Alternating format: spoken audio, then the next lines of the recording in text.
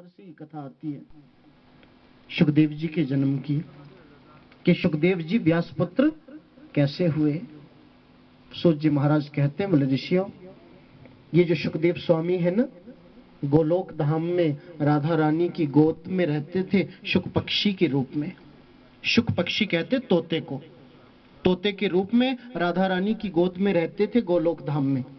जैसे वैकुंठ में रहते ना लक्ष्मी नारायण हैं, और आपके साकेत धाम में रहते हैं सीताराम, ऐसी गोलोक धाम में रहते हैं कौन?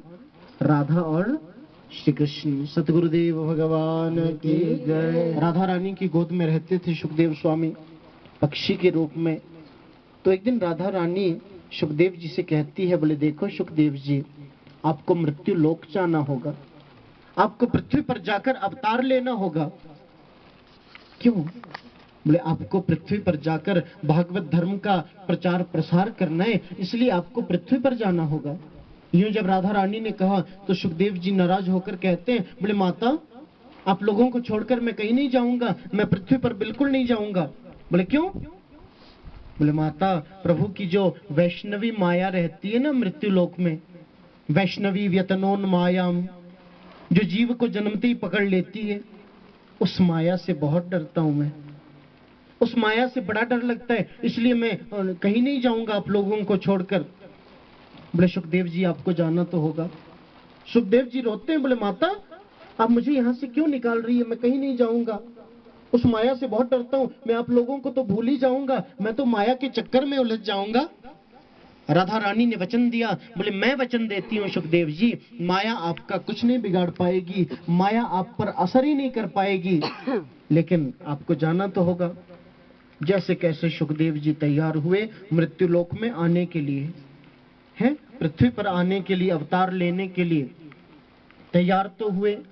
अब कोई बहाना भी तो बनना चाहिए, अवतार कैसे लें, क्या माध्यम बने? तो माध्यम बने सबसे पहले भोले बाबा और माता पार्वती। भागवत भगवान की जय। अब एक निवेदन और मैं आपसे करना चाहूंगा कि जयकारे में थोड़ा करंट होना चाहिए। जयकारा जितनी जोर से लगेगा ना कथा में, उतना ही आनंद आएगा। किसी ने पूछा, बोले महाराज ये जयकारा लगाना क्या जरूरी है? हैं? बोले बहुत जरूरी है। बोले क्यों? बोले देखो, जयकारा लगाते हैं ना, तो जयकारा जब हम लगाते हैं तो जयकारा लगाने के साथ हमारे हृदय में जो पाप भरे पड़े हैं वो पाप उठकर इधर से ऊपर चले जाते। जयकारा लगाने से हमारे हृदय के पाप उठकर भाग जाते, ऊपर उठ जाते।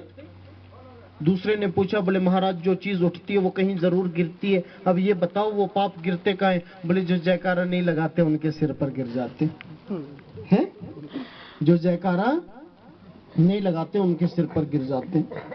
बोले नहीं नहीं, बात ऐसी है ना, हम जोर से नहीं बोल सकते हैं, सब लोग बैठे होते हैं, थोड़ी शर्म भी लगती है, जोर से कैसे? बोले धीरे से जय तो बोल ही सकते, तो धीरे से हम जय बोलेंगे तो क्या पाप भागेंगे, तो क्या पाप उठेंगे जब धीरे से हम बोलेंगे? बोले धीरे से जय बोलोगे तो पाप जरूर उठेंगे, धीरे से उठेंगे, थोड़ा ही ऊपर और वापस वहीं बैठ जाएंगे। अब जिनको भगाने वो जरा भाव से बोले, भागवत भगवान की जय, कृष्ण कन्हैया लाल की जय। मुझे क्या परवाह, तभी तो ये पगड़ी लगी, हेलमेट का काम करती है महाराज। सदगुरुदेव भगवान की जय। तो भोले बाबा और माता पार्वती कैलाश पर्वत पर बैठे हैं। कौन सी कथा सुन रहे हैं अब आप लोग? सुखदेव जी के जन्म की कथा। देखो, कथा में हम बैठते हैं, कथा हम सुनते हैं। कथा में बैठने का, भागवत में बैठने का ये मतलब नहीं है कि भागवत में आए थोड़ी देर बैठ गए हैं, थोड़ा अपना लगा कि मनोरंजन भी थोड़ा हो गया, बाद में आए अपना माथा टेका, आशीर्वाद लिया।